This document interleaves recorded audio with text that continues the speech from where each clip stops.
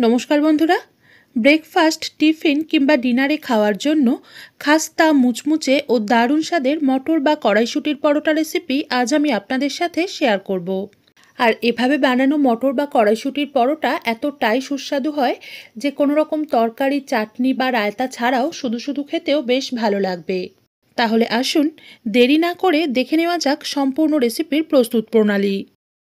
মটর বা কড়াইশুঁটির পরোটা বানানোর জন্য প্রথমেই আটা মেখে নেব। তাই একটা পাত্রে নিয়ে নিলাম 1.5 কাপ আটা এবং 1.5 চামচ বেসন। বেসন দেওয়ায় পরোটার স্বাদটা আরও একটু ভালো ও অন্যরকম হওয়ার সাথে সাথে পরোটাগুলো একটু বেশি মুচমুচেও হবে। এর মধ্যে অল্প নুন এবং 1/2 চামচ রিফাইন্ড বা সাদা তেল ভালোভাবে মিশিয়ে নেওয়ার পর অল্প অল্প জল দিয়ে এটাকে একটু নরম করে মেখে 6 থেকে 7 মিনিট ঠেসে মসৃণ করে নেব।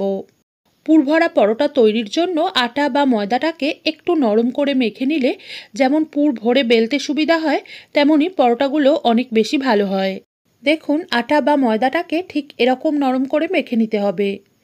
এখন এটাকে একটা হালকা ভেজা সুতির কাপড় দিয়ে ঢেকে একটা সাইডে 20 মিনিট রেস্ট হওয়ার জন্য রেখে দেব। এর ফলে আটার মণ্ডটা ভালোভাবে সেট হয়ে যাবে। সেই সময়ে পরোটার পুর বানানোর জন্য একটা প্যানে 1/2 চামচ মতো সর্ষের তেল গরম করে নিয়ে 1/4 চামচ জোয়ান ফোড়ন দিয়ে কয়েক সেকেন্ড সাঁতলে নিয়ে দিয়ে দিলাম একটা কাঁচা লঙ্কা এবং অল্প একটু টমেটো কুচি। এই রেসিপিতে আমি একটা মাঝারি মাপের টমেটোর 4 ভাগের 1 ভাগ ব্যবহার করেছি। এরই সাথে 1/2 চামচ আদা বাটা, 1 চামচ ভেজানো হিং জল এবং 1 কাপ তাজা মটর বা কড়াইশুঁটি মিশিয়ে গ্যাস একদম কমিয়ে লোতে রেখে 2 মিনিট মতো ভেজে নেওয়ার পর দিয়ে দিচ্ছি পরিমাণ মতো নুন এবং 1/2 চামচ চিনি। আর মটর বা কড়াইশুঁটিগুলো যাতে একটু সিদ্ধ হয়ে যায় তার জন্য 1 কাপের 4 ভাগের 1 ভাগ বা 1/4 কাপ জল মিশিয়ে এটাকে ঢাকনা দিয়ে গ্যাস একদম কমিয়ে 5 মিনিট ফুটতে দেব। এই পর্যায়ে এগুলোকে সিদ্ধ করার জন্য খুব বেশি জল দিলে হবে না, অল্প করে জল দিয়েই সিদ্ধ করতে হবে যাতে 5 মিনিট ফুটে কড়াই বা মটরশুঁটিগুলো একটু সিদ্ধ হতে হতেই জলটাও পুরো শুকিয়ে যায়। এবার একটা গরম প্যানে একটা শুকনো লঙ্কা এবং 1/4 চামচ করে জিরে ও মৌরি দিয়ে মাঝারি আঁচে অনবরত নেড়ে এগুলো একটু কড়কড়ে হয়ে আসা পর্যন্ত ভেজে শুকনোই মিহি করে গুঁড়িয়ে নিয়েছিলাম। তারপর ওই গরম প্যানেই 1 চামচ বেসন দিয়ে মাঝারি আঁচে 1 মিনিট মতো অনবরত নেড়ে হালকা লাল করে ভেজে রেখেছি। এদিকে মটর বা কড়াইশুঁটিগুলো প্রায় 5 মিনিট ফোটার পর আপনারা দেখতেই পাচ্ছেন সিদ্ধ হয়ে এসেছে এবং জলটাও পুরোপুরি শুকিয়ে গেছে। এবার গ্যাস বন্ধ করে দিয়ে দিচ্ছি 1 চামচ তৈরি করে রাখা ভাজা মশলা গুঁড়ো এবং হালকা লাল করে ভেজে রাখা 1 চামচ বেসন। সব উপকরণ মিশিয়ে এটাকে একটু ঠান্ডা করে নেব।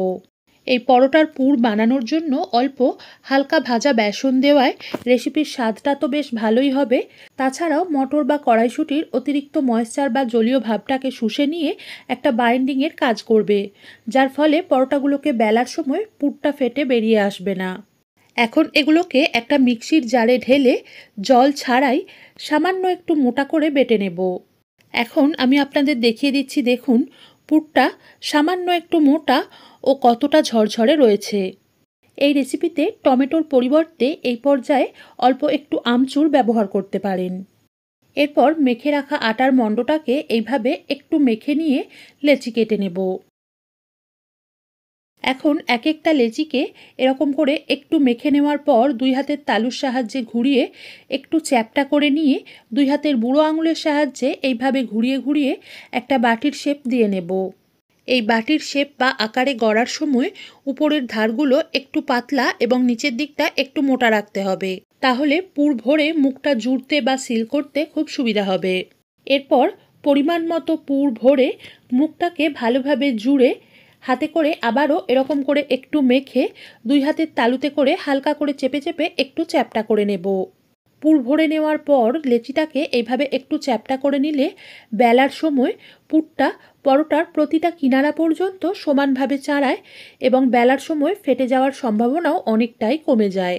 একইভাবে সবকটা লেচিতে পুর ভরে এরকম করে চ্যাপ্টা করে নিয়ে এক একটা নিয়ে বাকিগুলোকে হালকা ভেজা সুতির কাপড় দিয়ে ঢেকে রেখে শুকনো আটা বা ময়দার গুঁড়ো মাখিয়ে আবারও হাতে করে এরকম হালকা করে একটু চেপে চেপে দিয়ে বেলনার সাহায্যে এগুলোর সাইড বা ধারে হালকা প্রেস করে করে একটা গোল রুটির শেপে বেলে নেব।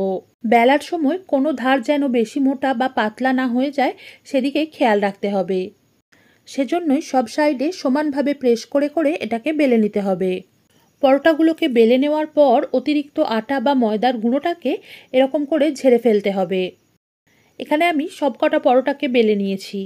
তারপর ভাজার জন্য একটা প্যান বা তাওয়া ভালোভাবে গরম করে নিয়ে এর মধ্যে এক একটা পরোটা রেখে একটা সাইড হালকা করে সেঁকে নিয়ে উল্টে দিয়ে উপর সাইডটায় হাফ চামচ রিফাইন্ড বা সাদা তেল কিংবা গাওয়া ঘি মাখিয়ে এটাকে উল্টে দিয়ে অপর সাইডটাতেও একইভাবে রিফাইন্ড বা সাদা তেল মাখিয়ে এগুলোকে হাই ফ্লেমে রেখেই উল্টে পাল্টে দুপিঠ লালচে ও একটু মুচমুচে করে ভেজে তুলে নিলেই আজকের রেসিপি রায়তা, যে কোনো চাটনি, সস কিংবা আলুর দম বা আলুর তরকারির সাথেও পরিবেশনের জন্য তৈরি হয়ে যাবে।